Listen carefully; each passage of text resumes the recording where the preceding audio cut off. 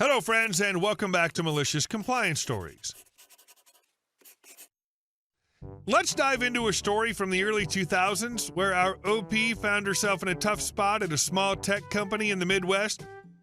But before we begin, best way to support our channel is to leave comments, like, and subscribe with the turned-on bell so you don't miss the new video every single day. Here we go. Want to steal my husband? Okay. Many moons ago, think early 2000s, I worked for a small tech company in the Midwest. I started out as a customer service rep. My husband also worked there in a higher level position in a different department. There was an office manager there who did not like me at all when I got hired. She originally was a billing rep and got moved to the office manager position when the original one who hired me quit. As an added note, her brother also worked there in the same department as my husband. I was pretty much a model employee. My stats were great, I was always on time, and customer feedback surveys were always glowing when I was on shift. However, it seemed like she had it out for me because she was always trying to find something to nitpick about my performance. I divulged this all to my husband, and he admitted that prior to us getting together and before I was hired, she'd expressed interest in dating him, but he rejected her. I complained to the owner, but he pretty much just shrugged it off because she'd been there forever and he didn't want to rock the boat.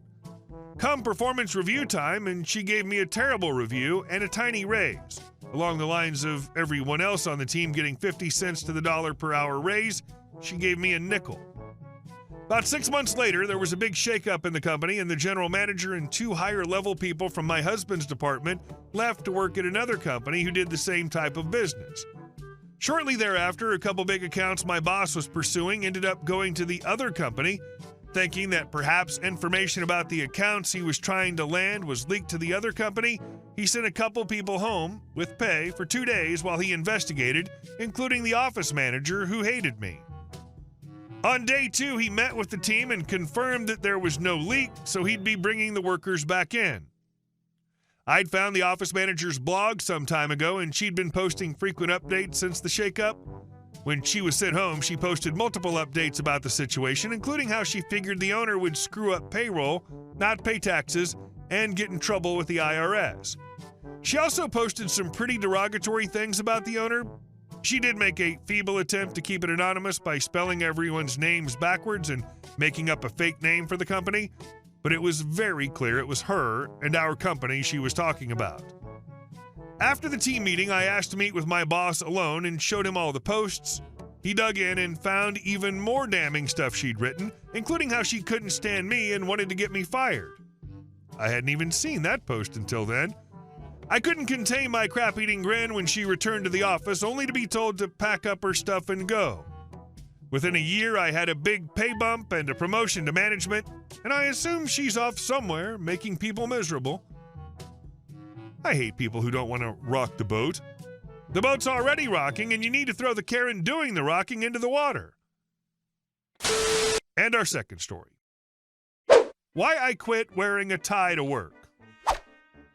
I work IT in the central office of a school district. I usually wear khakis or slacks and a button-down shirt to work. I also wear my ID badge and work keys on a lanyard, and I used to wear a tie. They're not required, but I like them.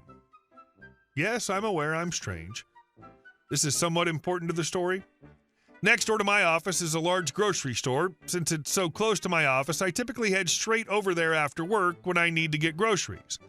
Additionally, I worked there all through high school and college and have done 99% of my grocery shopping there for my entire adult life, so I know the store pretty well.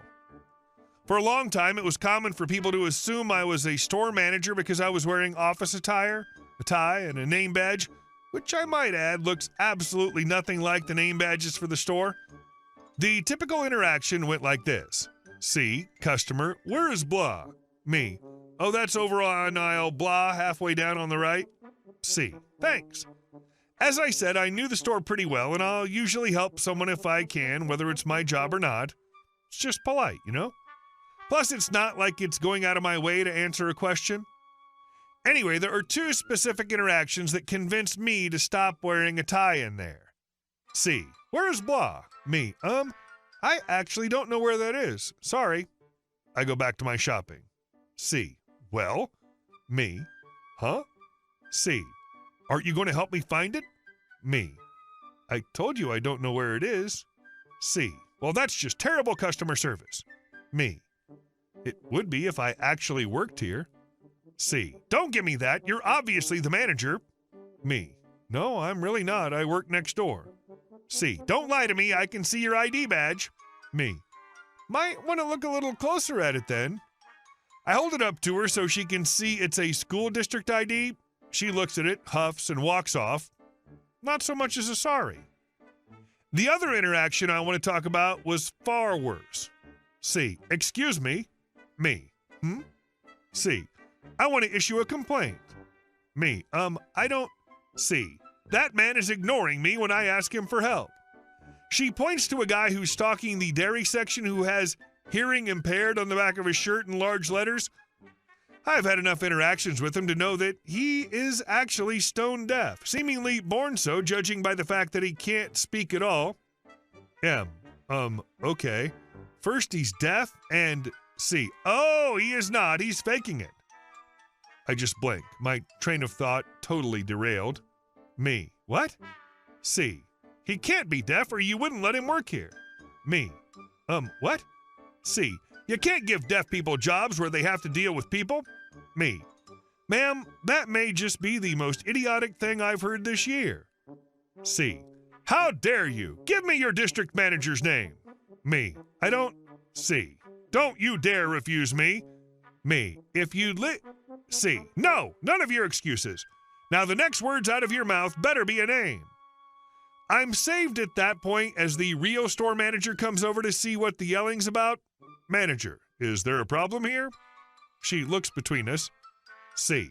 Which of you is the manager and which is the assistant manager? The manager looks at me in confusion and back to her. Manager, did he claim to be a manager? C. No, but he's wearing a tie with his name badge, so it's pretty obvious. So he's the assistant? Me. No. Manager, ma'am, he doesn't work here. C. What? Then why is he dressed like a manager? Me. Because my office is next door and I come here straight from work, which I've been trying to tell you, but you wouldn't let me get a word in. She shuts up and I look at the manager. Me. She wants to complain about deaf guy because he's, air quotes, ignoring her and, more air quotes, can't possibly actually be deaf or you wouldn't let him work here? I shake my head in disgust. She shoots me a dirty look and then turns to the manager and repeats what she told me about deaf people working there. He looks stunned, then looks at me. Me. Hey, don't look at me. She's lucky I'm not the manager because I'd ban her dumb butt from the store for that BS. I walked off to finish my shopping. The manager tracked me down about 10 minutes later. Manager, did you really call her an idiot? Me. Yes. I used to work for a local company that takes care of handicapped people and had any semblance of tolerance for that brand of BS beaten out of me by it. And my people skills aren't exactly sterling to begin with. Manager, well, I agree with you, but in the future, could you please refrain from insulting people until you make sure they know you don't actually work here? She's still convinced you're my assistant manager, so I have to fire you now. Me. Oh, woe is me. Whatever shall I do? He just laughed, but I no longer wear a tie to work, just in case I decide to do some shopping. On the contrary, you should start wearing executive attire to work. Make people think you're the DM. And our last story. 2 pools and a prison sentence on inherited land. When I was around 10, my grandparents bought a small piece of land from a neighbor. He had to sell his business and house to cover his son's massive casino debts. Grandpa, being a kind and fair man, paid him a bit more than the market price, understanding the tough spot his old friend was in.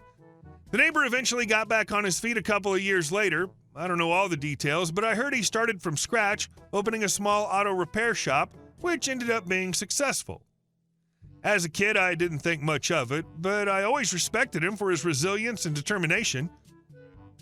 But that's not what this story's about. A few years after my grandpa passed away, the land he bought was inherited by my mom and me. We didn't really use it. Mom always said she might move there when she retired. Time went by, and a few years later, she decided to spend some time working on the land. Imagine her surprise when she found a house. And not just one, but 2 pools on our land. Yep, two massive pools, one heated with a retractable roof and the other just a giant outdoor pool. Mom stood there in disbelief. Someone had built an entire estate on her land. Naturally, she went straight to the neighbor across the street to ask what was going on. It was the same neighbor whose family once owned that plot. He greeted her with a wide grin. "Oh, hey, how's it going?" he started as if nothing had happened. "What the hell is this?" "This is our land," Mom said, pointing towards the house. "Oh, come on, don't worry about it," he replied with a casual smile. "Just a little misunderstanding. We'll work it out peacefully." Mom shook her head, staring at him in disbelief. "What do you mean peacefully? This is my land, and you built a house and pools here." He kept playing the friendly neighbor. "Well, you know how it goes, paperwork and all. Maybe after your dad passed, the land reverted to me. Let's not fight about it. I'm sure we can find a solution that works for everyone." Mom didn't argue with him anymore. She immediately hired a lawyer and started gathering all the documents related to the land. A few weeks later, we took it to court to reclaim our property. At the trial, everything was crystal clear. The land, as stated in Grandpa's will, belonged to us. The judge ruled that the neighbor had to restore everything to its original state. That meant either demolishing everything he built on our land or leaving it but transferring ownership of the house and pools to my mom. But that's when the fun part started. After the ruling, the neighbor approached us with yet another offer. "Listen, why do you even want all this?" he began, trying to stay confident. "How about I just sell you the house and pools? You like it, right? It's nice, cozy. Why would you want to tear it down?" Mom didn't even entertain the idea. She firmly said, "No, the land is ours, and you have to follow the court's ruling. Either tear it down or give me the house and pools." The neighbor went silent, clearly not happy with her answer. We left it at that. A few days later, I woke up in the middle of the night to a loud phone call. Mom was talking to someone in the hallway, and from what I overheard, something serious had happened. "What? Arson?" She sounded shocked and furious at the same time. Turns out the neighbor chose a third option. That night, he tried to set fire to the house to collect insurance. But here's the kicker. The house didn't completely burn down. Only one room was damaged. The fire department arrived in time to put it out before the whole place turned to ashes. When the police started investigating, they quickly zeroed in on the neighbor as the prime suspect. They went to his house and found some interesting evidence. Within a week, he was arrested for attempted insurance fraud and arson. He's now facing up to 5 years in prison, and that sentence could be extended. We repaired the house and restored it after the fire. Then we split the land so that the smaller pool was on our side, where Grandpa's old house stood, and the bigger pool was on the new house's property. Mom sold the new house with the pool, and with the money, fully renovated Grandpa's house. She's thinking of living there for a couple of years, then selling the place and moving to a warmer state to buy a small home there.